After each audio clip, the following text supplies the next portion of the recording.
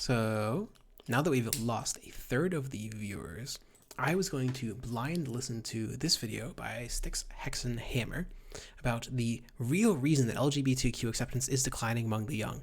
I'm pretty sure I know which study he's referring to, and it is a legitimate study if it's the one that I'm thinking of. However, it doesn't align with the vast majority of other studies, so I think it's questionable to just take this result and run with it. The general argument that Styx is raising here is this idea that the youth to the Generation Z is more conservative than the generations that preceded it, which is just not based on any actual evidence. If you want an example of it, before we get too much into the video, I will provide just two studies about this. One is the one from Pew, which shows that Generation Z is enormously more likely to think that blacks are treated unfairly compared to whites. Republicans in Generation Z are 43% likely to say that blacks are treated unfairly. That's just 20% of Republicans in the silent generation. That's a significant trend over time.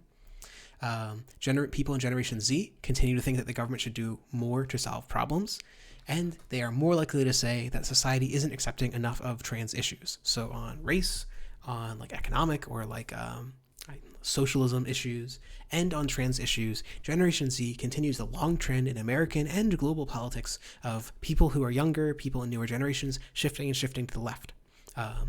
And what I will note is that Generation Z, the average age is, I think, 18. The vast majority of people in Generation Z have not yet gone to college. And college, we know, has a statistically significant leftward impact on people's policy preferences. So if anything, we should expect this to get greater over time, not lesser.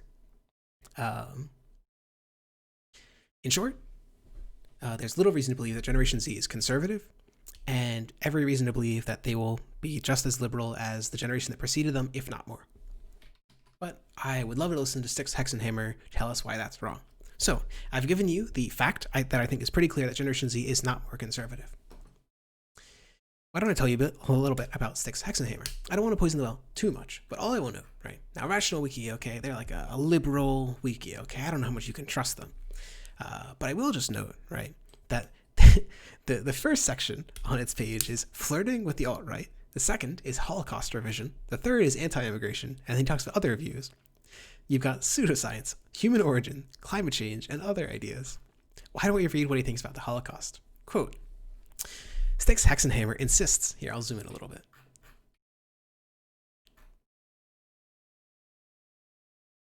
Styxhexenhammer insists that Zyklon B was a mostly harming delousing agent. Zyklon B was what was used to gas about 3 million people in the German Holocaust.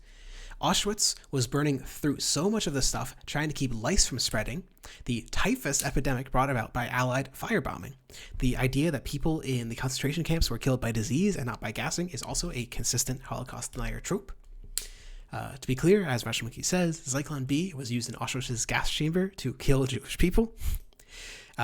As Rational says, this is a stock claim by a revisionist. Man. Styxhexenhammer does admit that maybe the gas was used for the occasional execution, which, to be clear, is an understatement. About 3 million people were gassed in these camps. Styxhexenhammer also supposes that the showers of Auschwitz were simply actual showers. And on and on and on. I know one of my favorites is that Styxhexenhammer gave 5 stars to the obscure book, and it is really obscure. Black Nazis, a study of racial ambivalence in Nazi Germany's military establishment. It argues that, here's his review of the book. This book is certainly not for those who envision nothing but pure evil upon hearing the words Nazi Germany, which I think that's a pretty fair description. A nice scholarly look at aspects of the period that most historians overlook, lest we forget that good, pious communist Russians killed twice as many people as ever died in the Holocaust. So he really likes a book written by a Nazi to defend the Nazis as not being racist. And then he also, of course, does the instant pivot that, the Holocaust might have been terrible, but weren't the communists even worse? In short, Styxhexenhammer is an occult, pagan, science questioning, Holocaust revising, conservative, to be very generous. John Sierra says, isn't anyone that that's a Holocaust denier a Nazi? Not necessarily. I think that the set of people who deny the Holocaust is slightly larger than Nazis. It also includes, for example, some black Israelites and some extremely weird national Bolsheviks, but for the most part, you're getting Nazis when you're talking about Holocaust revision. Let's see what Mr. Styxhexenhammer has to say about the subject. Ooh, let me make sure. I'll play it for a little bit to make sure the audio is about right. All right, everyone, you're probably hearing some of the reports about LGBTQ acceptance declining among the youth. That is, when you compare Gen Z to millennials, acceptance of, like, gay and lesbian stuff is lower. But that's a little bit misleading. I'm going to try to explain exactly what's happening, and it's obvious what is happening, and you're not going to get this from Salon because they don't want to admit to it. What's actually happening is not that people are becoming homophobic or whatever. Like, I guess acceptance among millennials is like 70 some odd percent. It's quite high. Among Gen Z, it's like 50-50. Part of this... Okay, I'm not going to lie. I had assumed that he'd be scholarly enough to at least cite the study that most people cite when they're talking about this in like the first minute. I'm pretty sure what he's referring to is... what is it? There was this one poll released by an LGBT advocacy group, which did find that for 3 years there was a decline in support of LGBT acceptance, but it was like a really small decline. That's really frustrating. Well, anyway, so he's going to walk us through the poll. I don't want to get too much in debating about the polls. I just want to see, this video is titled, "The Real Reason LGBTQ Acceptance is Declining Among the Youth." I don't want to talk about polls. Those are boring. They don't change people's minds. I want to talk about the reasons. So I'm going to try to avoid my usual scholarly self. This is due nothing more than the fact that now that gay rights have been enshrined, so like for millennials, gay rights hadn't been enshrined when we were young, when we were like teenagers and stuff. And so the idea was we were sort of fighting the power. It was anti-establishmentarian in order to be pro-gay rights because it wasn't the law of the land. Now it is. Gen Z is being raised in a world where in the United States, gay marriage is legal. Gay rights are enshrined. You're not allowed to randomly harass people for being homosexual or bisexual or whatever. All right, so 2 things on this that I think are really interesting. One would be, of course, to go to the MAP project, LGBT MAP, I think. LGBTmap.org. Yeah, this one. So there has been a really big change in gender equality, okay, over the last 10 years. This is the LGBT mapping project, which broadly tracks 2 things, which are acceptance of sexual orientation and acceptance of differing gender identities. This is their overall map, and as you can see, there has been a big swing leftward. Styxhexenhammer is not wrong about this. However, the idea that it's now the law of the land, that like homosexual rights and gay rights and trans rights are totally accepted by the law, is just absurd. I can't tell whether he's just generalizing here or he's genuinely unaware that, for example, is this the right map that I'm looking for? Let's just go to the general map. If you look for sexual orientation, you can find that a whole bunch of states still have really bad tallies on sexual orientation protection. For example, a lot of them don't have non-discrimination laws. A lot of them still don't allow gay people to donate blood. They don't allow gay people to adopt. They don't allow a whole variety of things which enable like gay and trans people to participate in everyday life. And in fact, in some of the most important parts of everyday life, like not getting fired from your job and being able to obtain children, which a lot of people really seem to enjoy. I want to say, yeah, is it this one? Yeah, so they break it down in this table. So for example, Alabama, which is one of the worst performers on the map, as you can see here, right? Alabama, one of the worst performers on sexual orientation. So if we look at the sexual orientation, or SO, rating, they say that parental and relationship recognition is 1.5 out of 6, meaning that a whole bunch of things that are usually tied in with marriage and parental statusships are not tied to that law in Alabama. Alabama has no non-discrimination law. Alabama allows people to religiously exempt themselves from caring about these like gay issues because, I have a religious commitment not to do so. Thank you for the follow. This is a reminder that parasocially, you are in fact obliged to engage with me. God tells you that you should engage with me. Do it right now. Parasocial, the good, give me money. They note that there's a whole failure of protections for LGBTQ youth. There's no protections for people based on sexual orientation in healthcare or the criminal justice, and for trans issues. In addition to all the failures that they have about like sexual orientation, they do not allow people to change their identity on identity documents. So this idea that it's the law of the land, absolutely not true. Just not true. I don't know whether that's intentional or unintentional omission by Styx. The last thing that I would note, which I think is actually very interesting, he appeals to this idea that the youth are like disruptive and anti-establishment, and they're trying to go opposed to what everyone else is doing. But one of the things that's really interesting is when you look at the actual psychology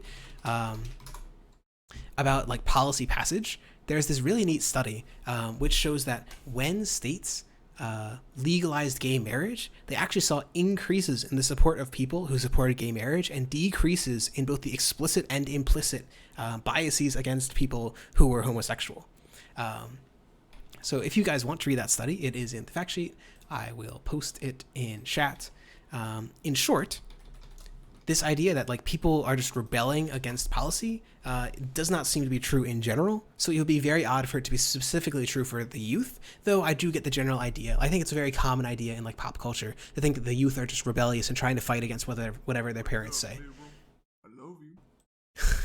Pinkwug says, man, this streamer guy makes good points with nice studies. I assume, of course, that you're talking about Mr. Styxhexenhammer and his eminently well-presented data-based argumentation.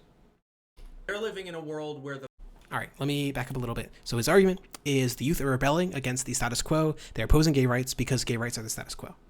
people for being homosexual or bisexual or whatever. They're living in a world where the powers that be that are always fought against by the youth are pro-gay.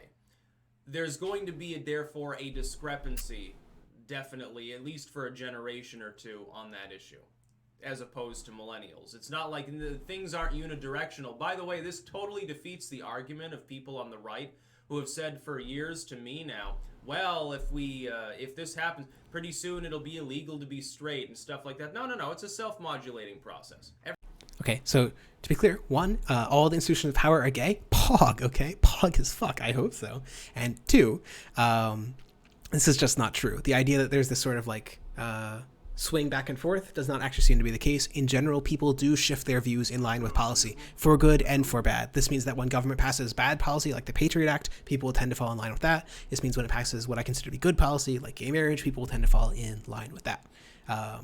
He's just wrong. This isn't like a dunking on conservatives thing. This is just a human psychology thing. Everything is within politics. There's no such thing as a one-directional system within politics. Everything is a roundabout. You're thinking one-dimensionally. At least broaden your horizons a little bit. It's a three-dimensional sort of political framework we live in. Things. I don't even know what that means. I assume that he meant to say two-dimensional. A one-dimensional thing can have no variation. A one-dimensional thing is like a point.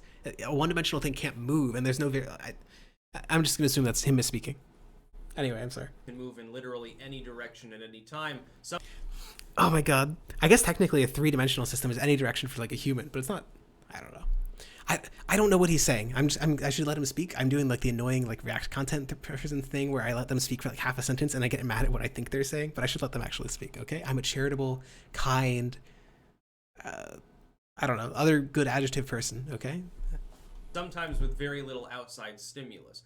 So what's happened is, first and foremost, millennials still think of themselves as the young generation. Sometimes it's really funny to hear because we're in, late 20s through late 30s now, I think. Is the cutoff 36 or 7 or something like that? Like, I'm right in the middle of the millennials. I'm 31. I don't know where the cutoff is. I know it goes down to like 24, 25 or something. So Gen Z is living in a world that's different. Number 2 is rebellion against the millennials. Millennials have become a whiny, self-righteous, far-left generation, and Gen Z is...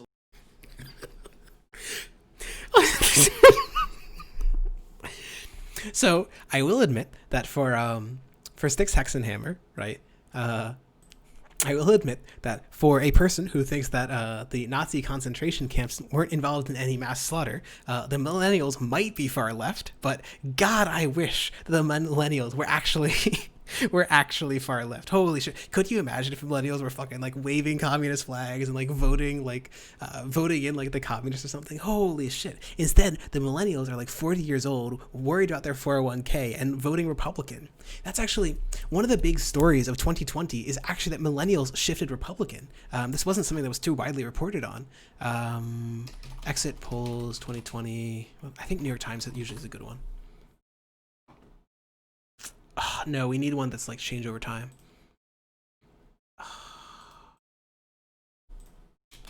Shift 2016.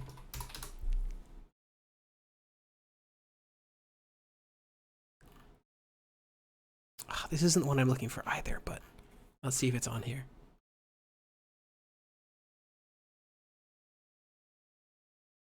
God damn it. Yeah, so this shows it. It doesn't show it very nicely, but it does show it. So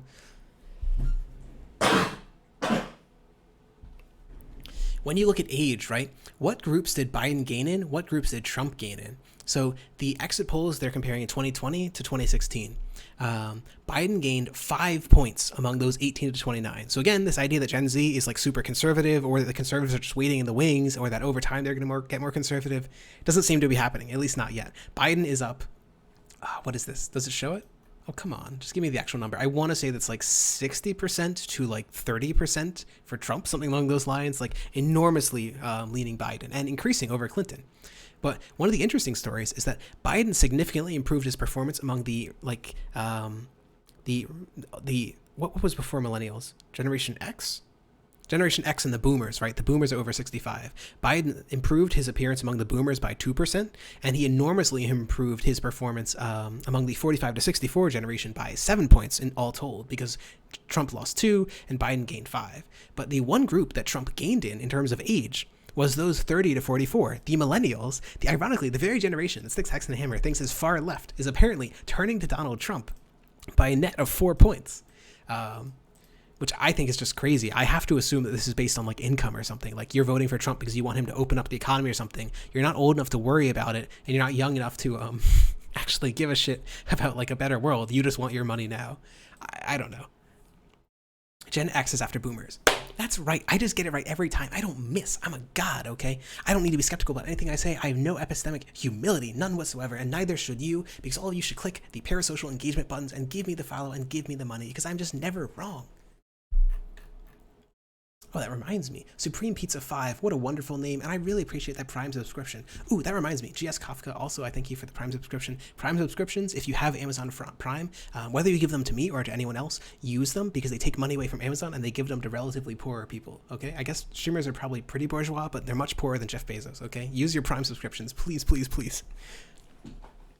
Again, not necessarily for me. You can give it to other content creators who might be more deserving than I am.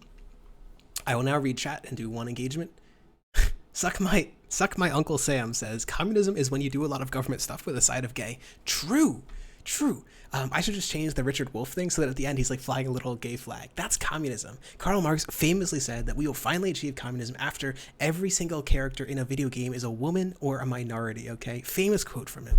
It's in Das Kapital, chapter 1. Pretty incredible stuff.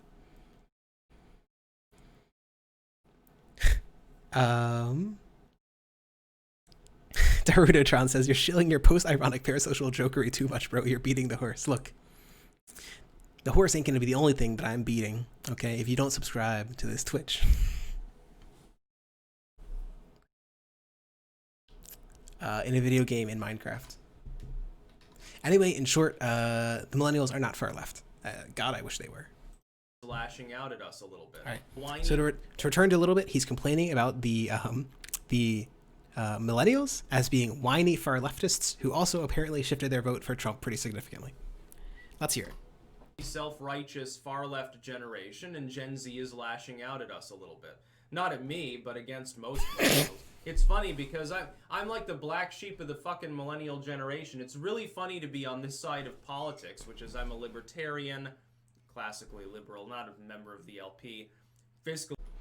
He is a libertarian who is an occult pagan, revises the Holocaust, doesn't, and voted Trump.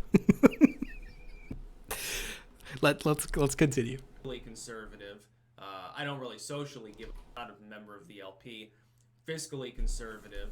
I don't really socially give a fuck. I'm more like a standard millennial on gay rights. The other thing that I would say to you, and this is obvious to people who I think have common sense, but they don't want to talk about it because they're afraid of getting called homophobic.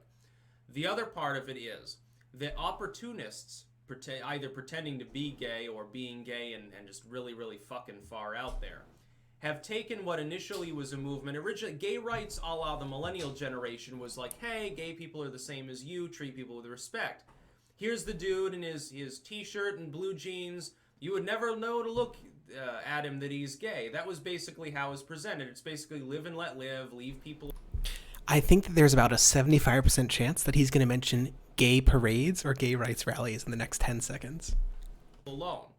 Now gay pride has stepped in, and it's, people with glitter and a dildo stuck to their forehead. That's the way it's organized. That's the way it's portrayed publicly now is totally different than how it was portrayed 15, 20 years ago. Then, So just to be clear, there is probably an argument to be made that gay pride parades, which like might include a lot of like sexualized imagery, might change people. Like they might make some conservatives disgusted about gay rights issues. However, conversely, I would also just note there is an enormous literature showing that when these sort of rallies are converted to political advocacy, so for example, when you have Tea Party rallies, when you had Bernie Sanders rallies, when people actually try and convert people at gay rights rallies to like gay rights organizers, gay rights voters, gay rights canvassers, this actually shifts people towards gay rights. There's this really neat paper on the Tea Party that actually looks at this.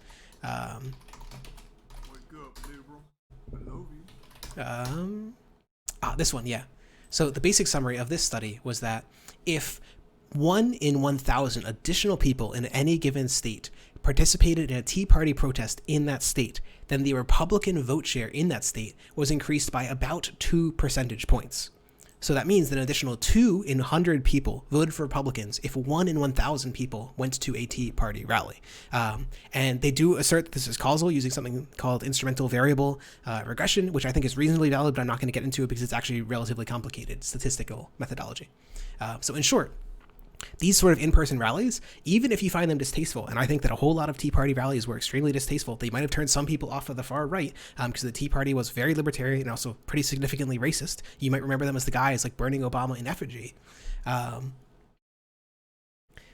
They might make people mad, but they also get people out to vote. So I don't know what the actual effect of gay pride parades is. I've never actually looked up a study on this, but I'm pretty sure if we just do Gallup, this one doesn't have a good graph over time. But if we just look up gay rights Gallup, because I'm pretty sure they have a long time period, there hasn't just been this sudden shift where like gay rights was just gaining, and suddenly it's going down, right? It's been like slowly going up, and there's been some big shifts over time, but most of that is just random polling error. Sometimes the poll's 3 up, sometimes the poll's 3 down, but on average the poll ticks and ticks and ticks upwards and upwards. And to any of you who are dooming because it went from 73% to 72% for like 2 polls running, please, for the love of God, just look at the remainder of this poll. Oh my God, it went from 48 to 47% over 3 years. Oh my God, it's terrible. This is how polls work. This is just noise, for the love of God. I've had people do that to me.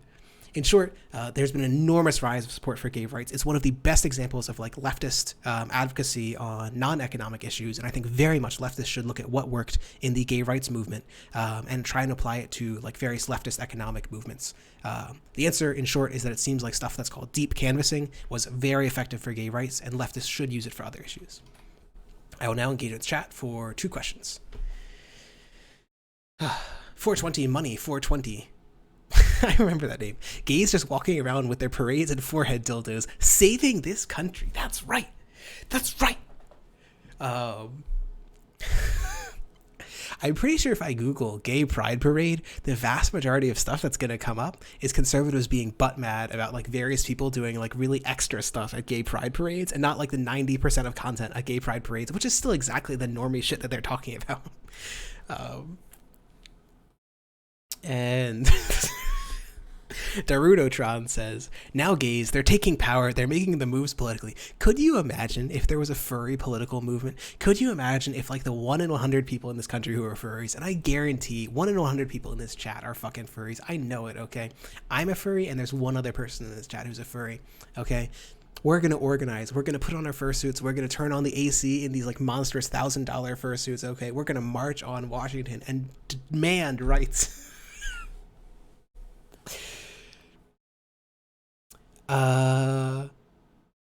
VGL Cat, this is the last thing I'll look at, says, when are you going to start pretending to be gay for more subscribers? I describe myself as pan, but I don't really focus on that too much because, well, I don't want to get too much into it. In short, one, I think that there's this thing that I call, there's this one thing that I call abusive standpoint theory, which I find very frustrating. People will use their identity to deflect criticism and like deny arguments. So they'll say like, "Oh, I'm Jewish, and therefore you can't like say this certain thing about how best to advocate against anti-Semitism," or "I'm gay, therefore I don't know what's best about therefore I'm gay and you're not gay, therefore I know what's best to stop homophobia and you don't know how to solve that kind of stuff." I find that stuff very frustrating. So I try not to put too much into my identity. I try to focus on the actual arguments. And then two, I just don't say it very much because I don't care much about sex or gender. Like, it just doesn't matter much to me. Oh, that reminds me. I'll do one last thing before I go to back to Styxhexenhammer. There's this neat little poll, and I think all of you, Riley Grace Rochon, would love if you voted in her poll. Riley Grace Rochon says, "How do you define your gender expression? 1, more masculine. 2, more feminine. 3, neither, somewhere in between. And 4, neither and completely different." I voted 4, and in the comments I said, "I don't care about gender. I just want the loving embrace of another human on this cold, cold earth," which I do think is the best gender. What's wrong? Isn't the stream still here? I'm responding to something. Oh, you missed the conversation I was having with someone, but I'm reviewing a video at the moment. Ian Mission. Also, everyone, Riley Gross Rochon, love her, okay? I'm pretty sure that she's pretty soon going to be a Democratic policy advocate / like media person, which is useful, and I hope that she uses that position to advocate for the progressive ideals that she appears to hold. Katika says, is this a leftist stream? Yes. Are you a communist? I would say in the long run that socialism leads to communism, but I wouldn't say that I'm a communist because usually communist is associated with revolutionary leftism, and I am by no means a revolutionary leftist. I am a reformist leftist. I want to achieve socialism by the ballot box and by mass advocacy and by marches and unions. All right, Styx. It was stop hitting us, stop throwing us in jail. So context, he is talking about what gay pride parades used to be, and now that gay pride parades are just so terrible, people are turning away from the gay rights movement. Trade 15, 20 years ago. Then it was stop hitting us, stop throwing us in jail, let us live our lives, be normal, just like you. Let me get married, let me do this, and live my life, be who I want to be and who I am from birth. Let me be gay and it's fine. Now it's not only am I going to do that, but I'm totally fucking weird here. Like, look at me in my rainbow colored clothes, and Why would the first example you point to just be someone wearing rainbow colored clothes? Like, what are the chances I Google like Trump rally American flag suit? I don't know if I want to show this. There might be something like NSFW on stream. One moment.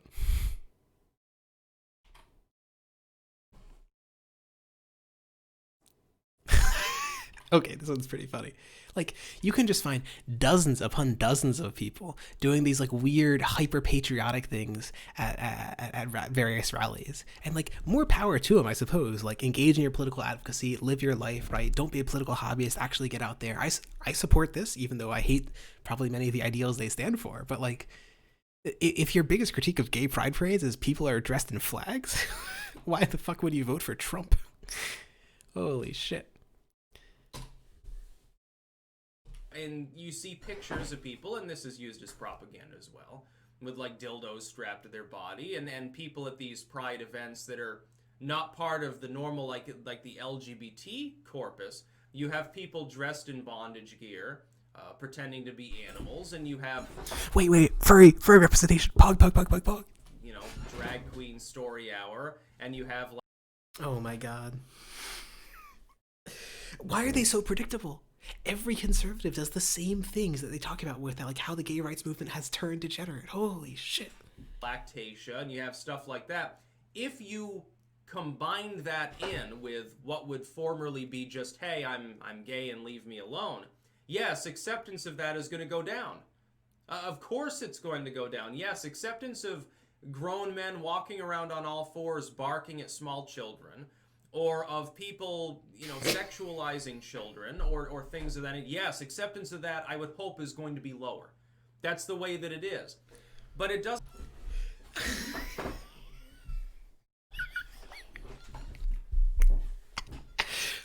I just love this vision of gay pride parades. Like, thousands of people just march out. They're in leather gear. That leather gear is under her fursuit. They're walking on all fours, and they come up to a child, and they're like, woof, woof. Oh my god. I will say that Styx is probably correct that messaging about gay rights has probably gotten more expansive.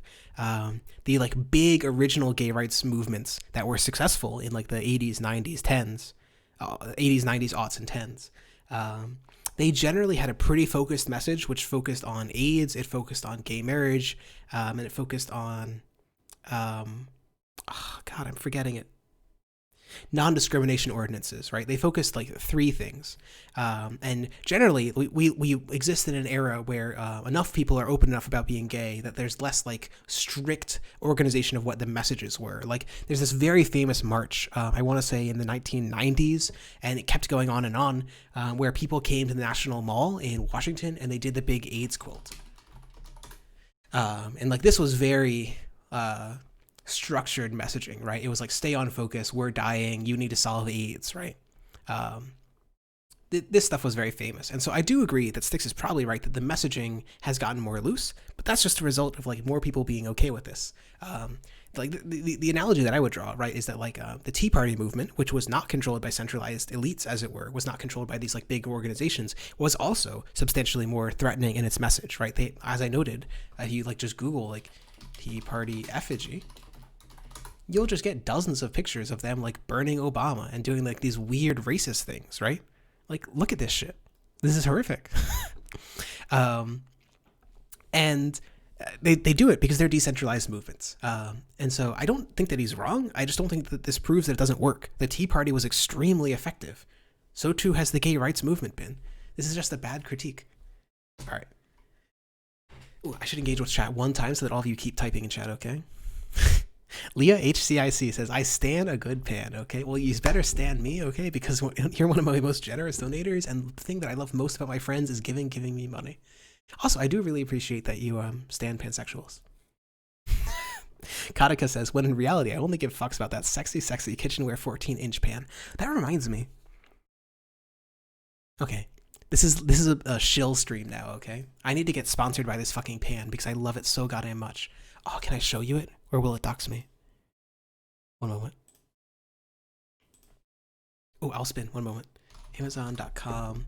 Oh, God, what is it called? Let me look it up real quick. There's this wonderful pot that I've been using, and I just love it so much. Oh, my God, I gotta show it.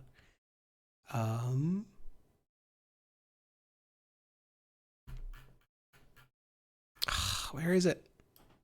I'm seething.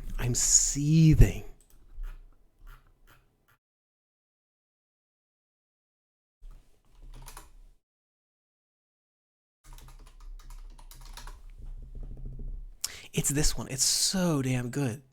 Okay, it's the simplest thing. It's the tiniest little thing, but it makes it so nice. Okay? Welcome to the shill stream, okay? The moment that I can get sponsored by Gotham Steel 5-quart multi-purpose pasta pot with strainer lid and twist and lock handles, okay? That's the moment that I know that I've made it.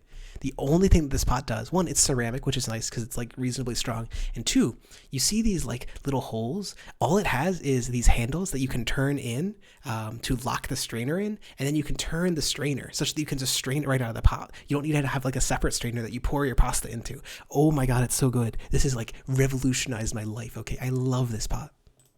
This is my sexuality right here. Like when I said that I was pan, I was actually a little bit off. My sexuality is Gotham Steel 4-quart multi-purpose pasta pot with strainer lid and twisted and lock handles, non-stick copper surface, makes for effortless cleanup with tempered glass lid, comma, dishwasher safe. That's my sexuality.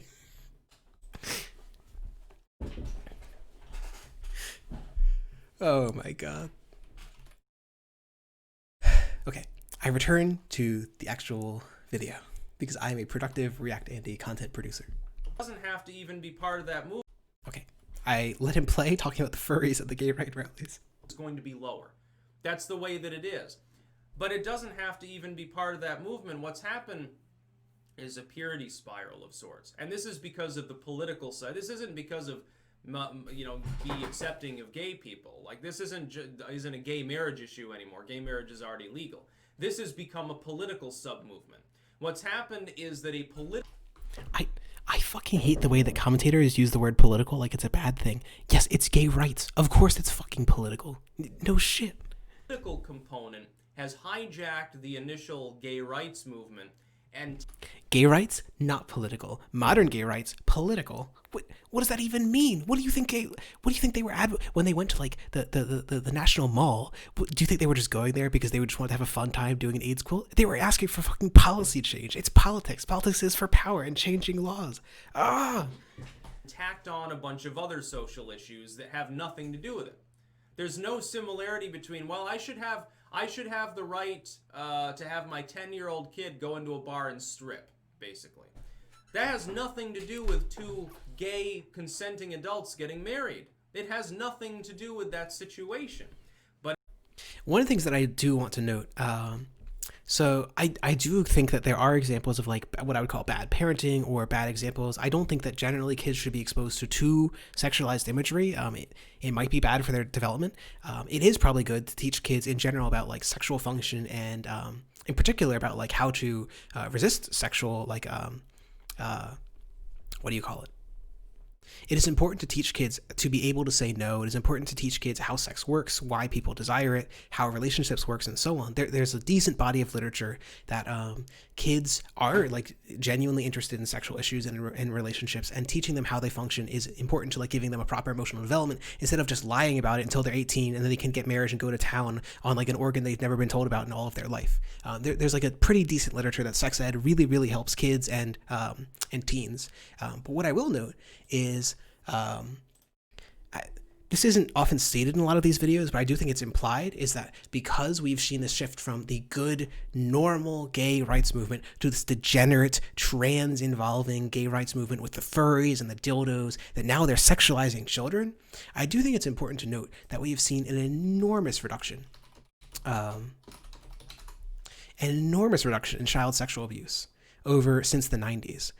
This graph, which is federal data, estimates that sexual abuse of children in the United States was about 64%. It's not one-to-one. That sexual abuse since the 90s has declined by 64%, which is an enormous decline. This means that 1 in 3 of the abuses that would have happened in the 90s are happening today, right? That's like an enormous success story. The basic answers as to why it happened are, 1, crime was generally higher in the 90s, and so a big part of that decline is because crime just declined in general. The causes of crime declined. Some of that seems to be due to lead, some of that seems to be due to changes in policing, some of that is due to certain changes in like welfare, certain changes in like a whole bunch of reforms. But, and I would just note this in general, there are a variety of studies which I can show that like welfare states seem to reduce child and sexual abuse, right? A libertarian like Styxhexenhammer is not going to support transfer payments, and yet studies like this consistently find that transfer payments to the poor reduce child sexual abuse and child abuse in general. There's a whole bunch of studies that home visitation from nurses tend to reduce abuse and child sexual abuse. In short, there's a whole bunch of government programs that have been getting like larger and larger in countries around the world that involve like transfer payments and government monitoring of children and like teaching of children how to say no. All of these things have enormously reduced child sexual abuse over the past 2 decades. I think it's actually an enormous success story of the modern welfare state that we've seen like this reform, this change in child sexual abuse and abuse in general.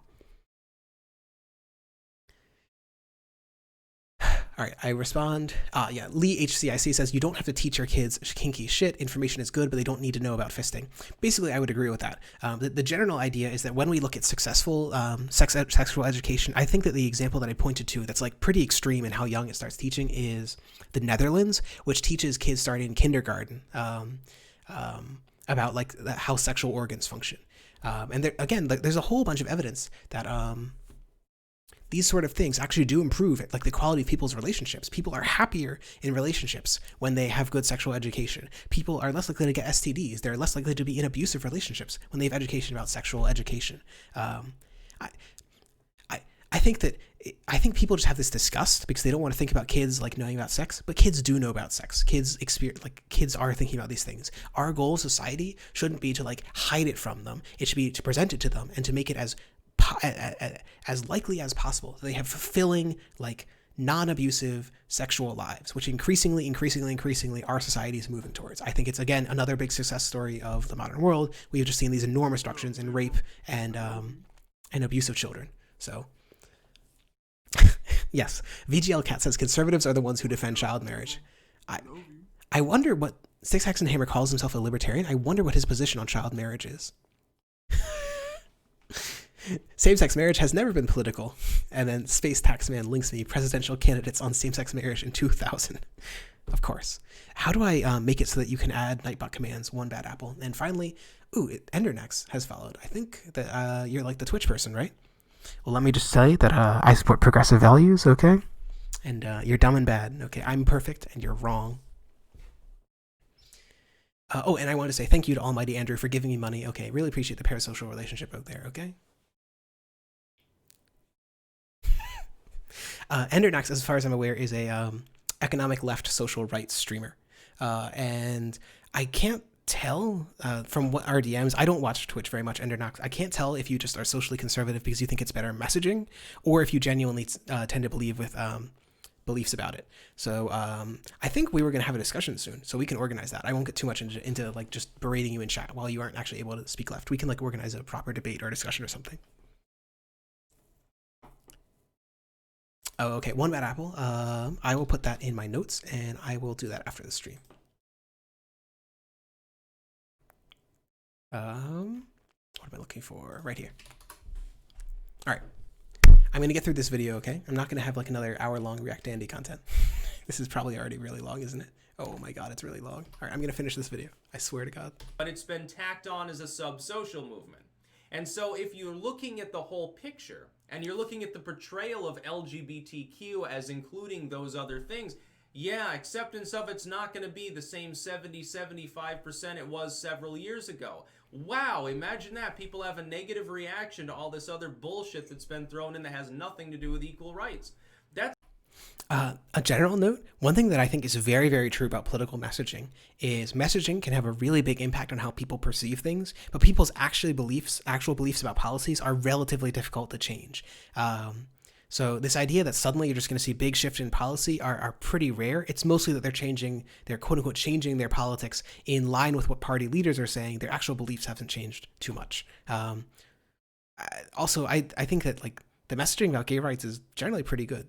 I think that unless you're in conservative circles, most portrayal of gay rights is like, hey, here, look, here's a really pretty gay pride parade, and here's a Republican politician saying that we should be still allowed to discriminate against gay workers. Like that's gay rights in the popular media. I'll let him keep going. That's the other part. Gay rights won. People who are gay or lesbian or bi or whatever have equal rights to anyone else. We discussed this at the beginning. They do not. There's a huge amount of lack of non-discrimination ordinances, lack of like parenting ordinances, and so on in a variety of states. Even if at the federal level we recognize the right to marriage, this does not mean that those marriages are equal in all respects in all states. Get a gay marriage now. You are not supposed to be there. There's no doctrinal mistreatment of people for being homosexual. It's not relegated to mental illness. It doesn't prevent you from donating blood, although there are some that would argue that that was jumping the gun and that it doesn't make sense. All of these various things have changed over the last 20 years, such that a person who is a homosexual, if they're mistreated by some random homophobe, the homophobe's breaking the law. They're God, I wish. How are conservatives so ignorant of what the actual laws of non-discrimination are? Holy shit. You can just Google this. It took me like 2 seconds to Google LGBT equality map. You could just Google non-discrimination gay map or something. Holy shit. They're protected under the law the same as anyone else. There's no more fight to have. And so what's... For reference, the Trump administration literally went to court to argue that transgender and homosexual people are not covered under like federal non-discrimination statutes. So literally this fight is ongoing like at the very moment that he was speaking in 2019. What's happened is that the gay pride element devolved from people saying, look, I'm just like you, I want to be able to live my life, to crazy shit. Crazy shit that has nothing to do with equal rights. It has nothing to do with any civic struggle because there's no more struggle to have. The struggle is over. The problem is, though, that the people that take part in activism have difficulty laying down the pitchforks and torches after they're done winning on a social issue. This has been the case before. Tea Party comes to the fore. They elect a bunch of people. Pog, let's see what he has to say about this. To the Senate and to the House. They stymie Obama's policies. They basically obstruct Obama for half a decade. That was their goal. but afterwards, did they go away, or did they sort of change form? And then you get the Glenn Beck offshoot moralistic crowd. You get the Trump populist crowd. No, they just change form and they find a new activistic issue to work on. This is so precisely the argument that he's saying is the argument that I was raising. Tea Party activism didn't go away with the Tea Party. It shifted people to the Republican Party. So too, gay activism wouldn't just go away. It would continue shifting people in favor of gay rights. His argument, I suppose, is that like the gay rights people became degenerate somehow and like destroyed the gay rights movement, but that Tea Party people didn't do the same damn thing. I don't know why one would be the true but not the other. But if I'm fighting for gay rights and gay rights are enshrined, I still want to fight for something. Wow, there's got to be some injustice out there. Oh, I know. People still think that it's odd if you take a tiara and soak it in AIDS blood and wear it down the street. People... I don't know if that's a real thing. But one, that's almost certainly the funniest anecdote I've ever heard. And two, I'm virtually certain that nobody has heard of this anecdote outside of conservative circles. It's the mainstay of conservative politics to point to just like these weird anecdotes of like leftist or social progressive activism that nobody else cares about. People still think it's odd if you have a problem with grown men throwing money to a 10-year-old drag queen. But these... Yeah, that's probably bad. It's also an incredibly tiny anecdote. We've already discussed the decline of child sexual abuse. And I don't think that it's at all fair to say that that's like a common thing among the like leftist or gay rights movements. I think the most we've seen is generally trying to normalize people who are like, I don't know, ages like 10 to 18 who like feel at odds with their gender. We've tried to normalize them being able to use like wear dresses and wear pants and so on. I don't think that the vast majority of trans right activism has involved like strippers and 10-year-old boys. These are totally separate social issues. They have nothing to do with the initial struggle. It's a total, at the very least, it's several mutations that have occurred within that social struggle. That's why acceptance is lower. It's not. Because the gay rights movement that us millennials saw when we were young, this during our formative years that informed the rest of our lives politically and socially, was totally different than the one Gen Z is experiencing. It's not the same. There are millennials that don't understand this. They want to pretend it is the same. It's like the boomers talking about the economy. The economy has fundamentally changed on so many different fucking levels. Your pound just... pull yourself up by the bootstraps, pound the pavement like I did. I put myself through college with a part-time job. Okay, so regardless of the statements about the economy, I do actually agree with Mr. Styxhexenhammer about something, which is that, let's go back to the Pew one real quick. That was the Generation Z. One of the things that the Pew study found is that when you look at how many people who know trans people, is this? Oh, where is it? Is it that one? Yes. One of the big things that I think is interesting is even between like the boomers, Generation X, millennials, and Generation Z, we have seen a big shift in the portion of people who know trans people. When I talked before about deep canvassing, it's this idea that someone shows up to your door and in light canvassing, or what we'd call canvassing, like normal canvassing, someone shows up to your door and they say, "Hey, I'm Bob with Democrats for Pennsylvania. We need you to turn out to vote. Can I get a commitment from you to vote this November?" The person says, "Yeah, sure." But it very, very rarely changes minds, and the most it does is increase turnout by like 2 to 3%. Deep canvassing is a much more expensive and much slower process where you'll ask one volunteer to like go and talk with someone for about an hour, like 30 minutes to an hour and a half or so. And generally what they'll do is they'll walk through this playbook where it's like, "Hey, I have this trans friend, and that trans friend was fired for their job because they started wearing a dress, and the manager said that boys shouldn't be wearing a dress in my shop." And they'll walk through this whole argument, which is designed to appeal to people's emotions and appeal to people's sense of right and wrong. And there's a lot of empirical evidence that this kind of stuff changes people's minds. So one of the things that's really interesting, and one of the reasons why gay rights and trans rights keep going up and up and up, is because more and more people don't even need the deep canvassing. They already know a trans person. A third of people in Generation Z say they know someone who prefers that others refer to them using gender-neutral pronouns. 35% in Gen Z, 25% in Millennials, 16% in Generation X. It's just declining, the older generations. The young people don't need deep canvassing. They've already been deep canvassed, or they're trans themselves. So Styx is right, just in the absolutely wrong direction. I will interact with chat one more time. Um, 420 Money 420 reads off the headline about the drag queen. Drag queen makes powerful statement by wearing tiara coated with HIV positive blood. It was a gesture to raise awareness. Okay, well, that's pretty par for the course. Conservatives taking a thing which is like intended to aid like the most marginalized of society, including that it's like disgusting and degenerate. Okay, wonderful. That's actually a really interesting thing. No, I agree that it's sad that it got distorted into Styx's anecdote.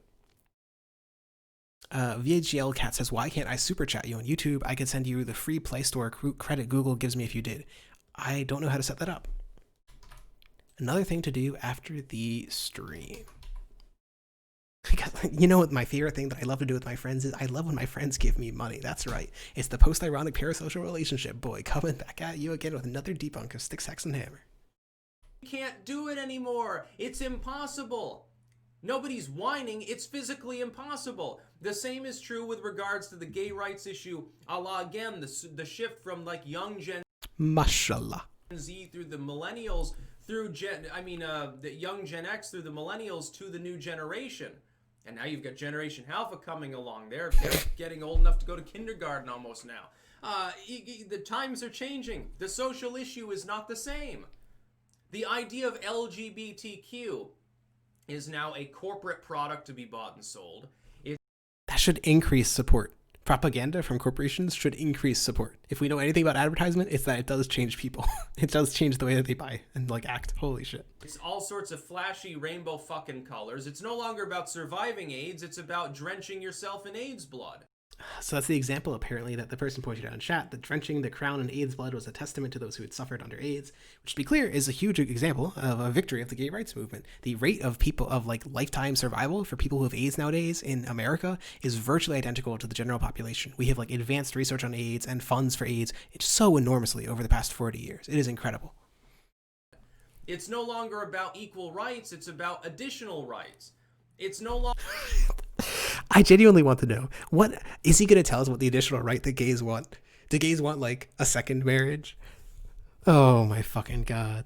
What an empty talking point. Longer about, hey, we're just like you, treat us with respect, we're your fellow Americans. It's, we're a totally separate group. Let us show you that every time we have a parade.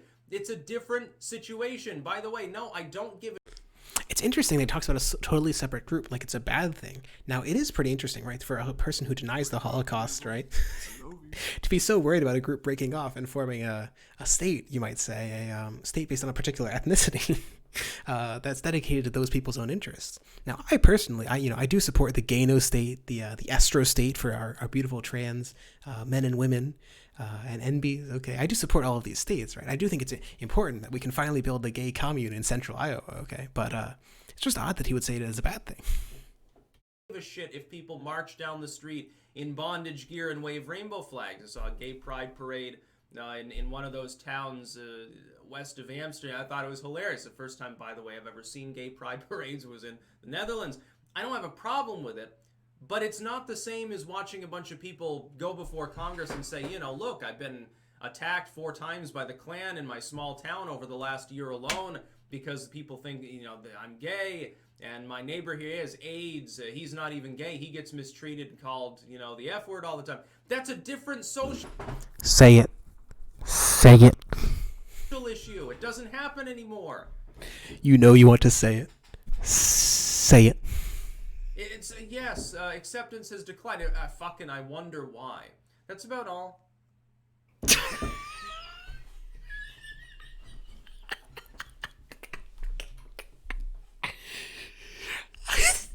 The ending killed me. Oh my god.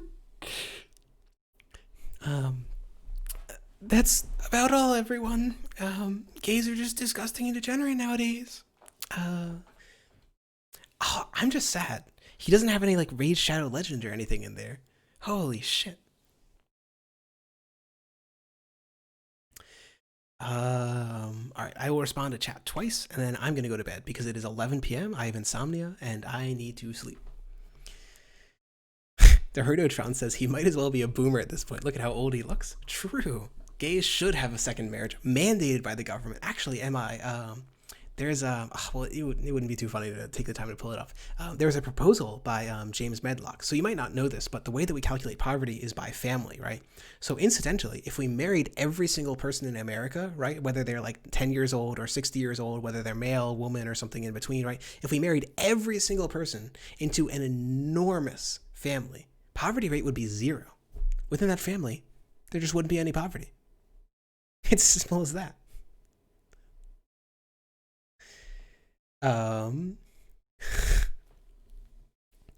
Almighty Andrew says, surprised this didn't go back to some JQ shit. He's not as open with the JQ stuff anymore. He got a lot bigger, and I think that he's pivoted to more mainstream stuff. But if you look, I think, for example, he went on a stream with Sargon recently when they were talking about the election stuff. And of course he thought that it was going to be a blowout for Trump because he doesn't trust the polls. He doesn't trust any of like the statistics about this, which, to be fair, the polls were somewhat off this year, but he just flat out doesn't trust them. He thinks that like the average American is just disgusted at this trans shit. They're disgusted at this gay shit. They're turning over to the Republicans.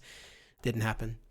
I generally, and what I was mentioning is during that stream, he consistently referred to people being tired of the globalists and the transnational elite coming in and destroying the economy, right, with their free trade, which could be totally innocuous. It could also be a reference to the Nazi dog whistle of transnational elite Jews, but whatever. So MAIMO says, such shitty videos. What's impressive to me is that this is more or less just a guy live vlogging his like rambling for 10 minutes. It's not prepared. He doesn't cite a single source. In this video. He doesn't do anything interesting other than take one sip out of a teacup. He doesn't do anything, right? Even Steven Crowder does like skits. Even he has like a production team. Even he has like sets and like summaries and stuff. He doesn't do anything. 380,000 people watch this video. He has 470,000 subscribers. The thing that has convinced me most that like modern conservatives are just they consume like the lowest quality of intellectual content is just listening to the conservatives themselves. The quality of these shows is just so incredibly low. I can't say one thing that I've learned from this episode. That's not true. I can say precisely one thing that I've learned from this episode, which is the HIV blood tiara, which apparently was actually quite a beautiful gesture. But I can't say one other thing that I've learned from this, or even one claim that I've learned from this.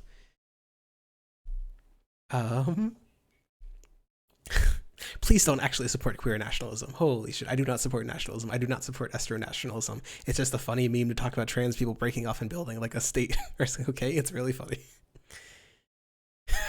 Vincent Danko noted, of course, what are you talking about? He cites an anecdote about the tiara. Does that not count?